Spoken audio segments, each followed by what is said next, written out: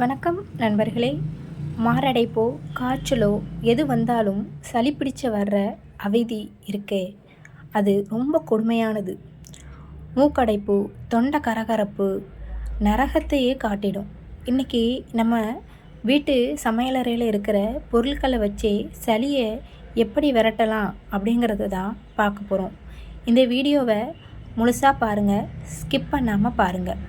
முதலாவது மருந்து மஞ்சள் மிளகுப்பால். சளி, இருமல், தொண்டை வலிக்கு இது ஒரு அருமையான மருந்து.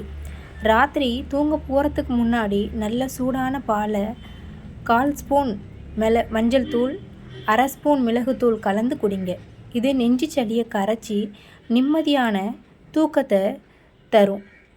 அடுத்து இரண்டாவதாக, மூக்கடைப்பால் அவதிப்படுறவங்களுக்கு ஒரு சூப்பரான தீர்வு ஆவி பிடிக்கிறது.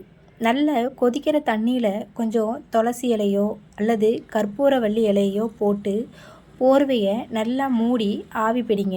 தலைபாரம், மூக்கடைப்பு எல்லாமே சட்டுன்னு போயிடும். தலையில் உள்ள நீர் கூட இல்லாமல் போயிடும் ஆவி பிடிக்கிறதுனால.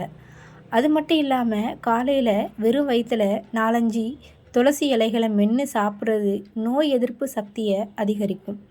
சளி இருக்கும்போது தயிர், ஐஸ்கிரீமு, குளிர்ந்த பானங்களை தவிர்த்துட்டு நிறைய வெதுவெதுப்பான தண்ணீரை குடிங்க.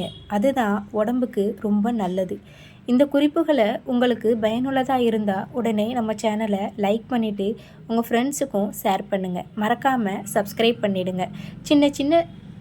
சின்ன டிஸ்க்ளைமர் என்னென்னா, சளி ரொம்ப நாளாக இருந்தால் கண்டிப்பாக டாக்டரை போய் பாருங்கள். நன்றி, வணக்கம்.